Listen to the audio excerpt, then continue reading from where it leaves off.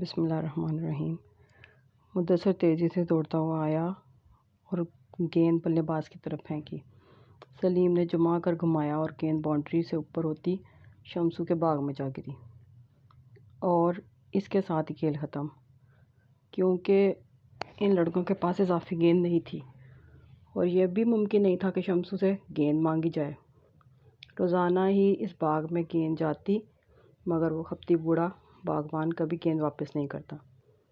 گاؤں والوں سے الگ تھلگ رہتا، وہ باغ کے کونے میں بنے اپنے بڑے سے گھر میں اکیلا رہتا۔ علی ہمت کر کے دیوار کود کر اندر چلا گیا۔ باغ میں اسے کئی گیند ملی۔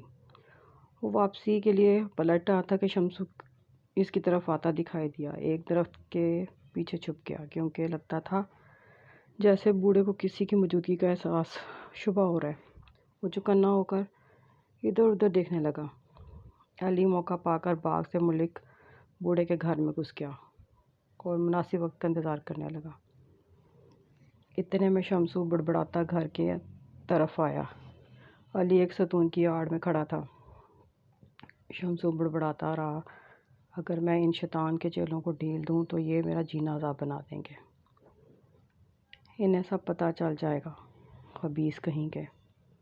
علی کے کان کھڑے ہو گئے۔ اتنے میں بوڑھے نے برآمدے کا بلب جلا لیا، اندر چلا گیا۔ علی دبے قدم اس کے پیچھے لپک گیا۔ بوڑھا ایک بڑے کمرے میں داخل ہوا۔ اس نے احتیاطاً مڑ کر دیکھا اور پھر ایک طرف رکھی چارپائی ہٹا کر ایک خفیہ بنے ہوئے زمین دوز راستے میں داخل ہو گیا۔ علی کا دل دھک دھک کرنے لگا۔ اسے بدن سے جان نکلتی ہوئی محسوس ہونے لگی۔ اسے لگا کہ وہ بے ہوش ہو جائے گا۔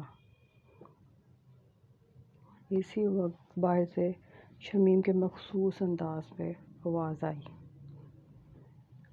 شمیم کی آواز سن کر علی کو حوصلہ محسوس ہوا۔ وہ دبے قدموں دوبارہ باغ میں پہنچا اور دیوار کود کر باہر نکل گیا۔ شمیم اس کی پھینکی ہوئی گیندیں اکٹھی جمع کر چکا تھا۔ بہت خوش تھا، مگر علی چپ چاپ چلتا رہا۔ علی گھر پہنچا تو یہ جان کر خوش ہوا کہ شہر سے اس کے چچا آئے ہیں۔ اگلے دن علی نے چچا کو شمسو کے پراسرار انداز کے بارے میں بتایا تو دونوں نے مل کر ایک منصوبہ بنایا۔ شمسو ہفتے میں ایک دن گاؤں سے سودا صرف لینے جاتا تھا۔ جب وہ گھر سے روانہ ہوا تو علی اور چچا باغ کے راستے میں اس کے گھر میں داخل ہوئے، مگر وہ یہ دیکھ کر پریشان ہو گئے کہ تمام کمرے بند تھے۔ بڑے بڑے مضبوط تالے دروازے پر لگے ہوئے تھے۔ وہ مایوس ہونے لگے، مگر پھر چچا کو خیال آیا۔ وہ برآمدے سے دیوار کے اوپر چڑھے، چھت پر جا کر دیکھا، اسٹور کی ایک کھڑکی کھلی مل گئی۔ کھڑکی کے ذریعے وہ اندر داخل ہوئے اور سیڑھیاں اتر کر علی کو بتاتے ہوئے کمرے میں پہنچ گئے اور چارپائی اٹھا کر تہہ خانے میں داخل ہو۔ اندر کا راز جان کر ان کے ہوش اڑے۔ ادھر علی بے چینی سے چچا کی واپسی کا انتظار کر رہا تھا۔ اچانک بیرونی دروازہ کھلا اور شمسو بڑبڑاتا ہوا اندر داخل ہوا۔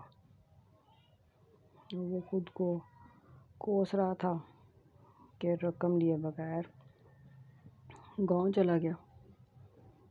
علی نے چھپنے کی کوشش کی مگر کسی چیز سے ٹکرا کر گر پڑا۔ دوسرے لمحے ہی شمسو نے اسے گردن سے دبوچ لیا۔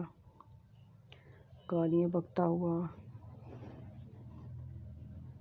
اس پر چڑھ پڑا۔ علی دونوں ہاتھ بازو منہ پہ رکھ کر خود کو بچانے کی کوشش کرنے لگا۔ شمسو مکوں لاتوں سے مار کر اسے ادھموہا کر دیا۔ اسی وقت چچا کھڑکی کھول کر باہر نکلے تو شمسو نے لاٹھی سے ان پر وار کیا۔ چچا تیزی سے ایک طرف ہٹ گئے اور اچھل کر شمسو کو لات رسید کی۔ وہ دور جا گرا۔ شمسو اٹھا تو اس کے ہاتھ میں ایک لمبا سا خنجر تھا۔ علی درد سے کرا رہا تھا۔ وہ لڑکھڑاتا ہوا اٹھا۔ شمسو نے چچا پر وار کیا جیسے چچا پھرتی سے جھک کر ناکام بنا دیا۔ اس سے پہلے کہ شمسو دوبارہ وار کرتا، علی نے ڈنڈا اٹھا کر شمسو کی کمر پہ دے مارا۔ وہ دوہرا ہو گیا اور چچا نے جھپٹ کر اس کے ہاتھ سے خنجر چھین لیا اور دونوں نے مل کر اس پر قابو پا لیا، رسی سے باندھ دیا۔ علی بھاگتا ہوا گیا اور لوگوں کو بلا لایا۔ شمسو کا راز کھل چکا تھا۔